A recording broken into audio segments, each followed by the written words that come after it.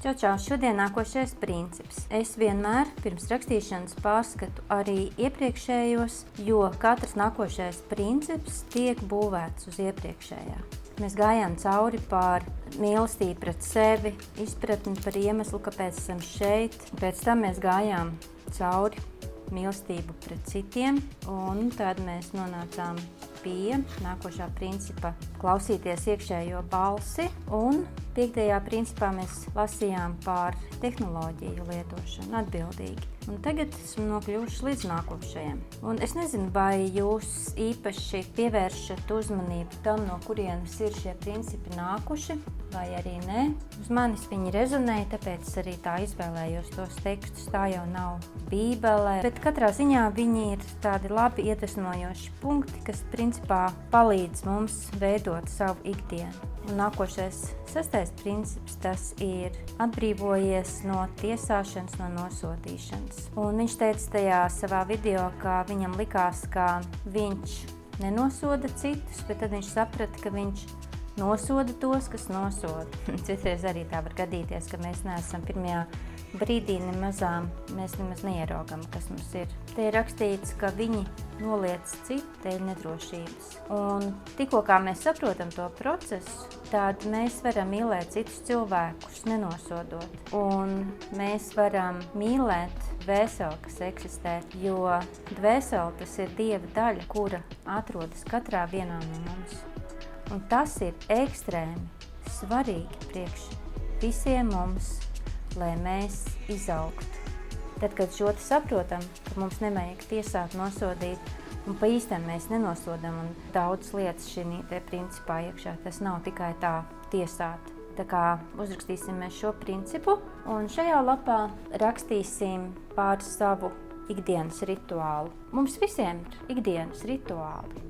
Tās ir kaut kādas lietas, ko mēs darām tikko, kā mēs jau esam piecēlušās no rīta. Mēs varbūt pat nepamanām, ka tie ir mūsu rituāli. No rīta mēs pieceļamies, mēs uztaisam tēju vai kafiju.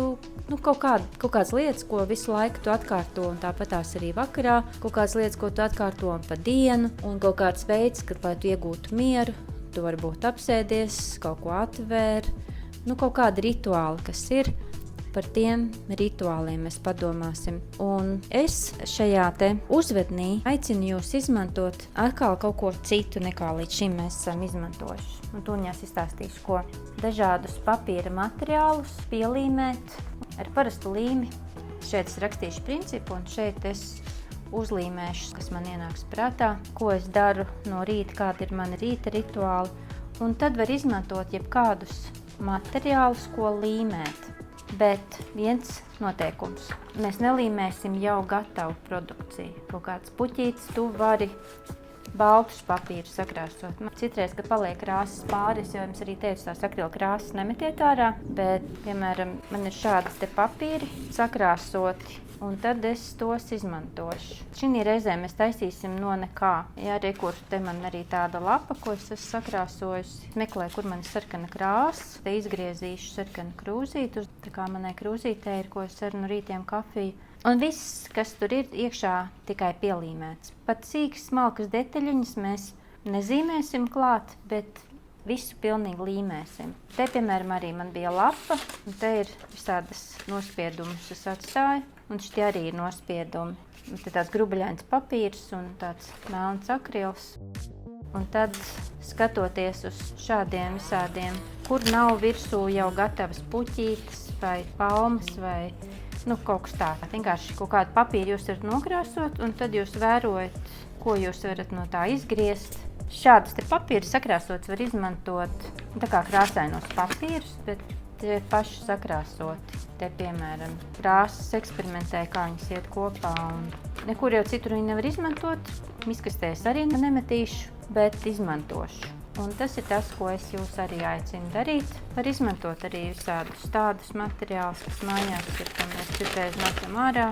Tagad mēs varam arī nemest. Tāda veida materiāli. Žurnāla lapas var tikai, ja viņas ir patiešām bez attēliem un, teiksim, cepumiņus uzlikšu, tagad te cepumiņus, viņi būs man rīta rituālos. Bet nē, tā vietā, ja tu gribi uzlikt cepumiņu savā rīta rituālā, tad kaut kādus papīrus var, kas tev ir sakrāsoti jau, vai arī varas sataisīt un pateikt, kur ir man rīta cepumiņi. Šitie te ir man rīta cepumiņi.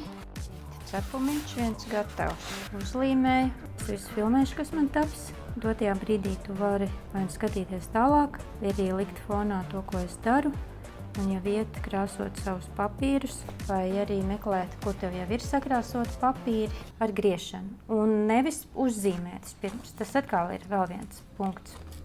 Neuzzīmēt. Gribu izgriezt krūzīti, un tad es paņemu rakstāmo un cenšos perfekti viņu izgriezt, un tā nē. Pa taisno. Paņem šķēres un čiks griez uzreiz. Ja? Tādā veidā tas tāds interesants uzdevums. Redzēsiet, cik forši interesanti tādā veidā ir radīt. Un, piemēram, šito te paņemot, mēs varam domāt, ko es no šitā varētu uztaisīt. Man šitā krāsiņa patīk, kas tas varētu būt. Kaut ko atgādina. Nezinu, ko atgādina, es izgriezīšu, un tad pēc tam es padomāšu, kas tas man būs. Varbūt man gauds. Spēlējamies. Tā spēlēs lielās meitenes. Uzreiz pa taisno ar šķērītēm un līmi. Bet es pa priekšu salikšu, un tad es līmēšu, jums apskatīšos. Un tagad es griezīšu krūzīti.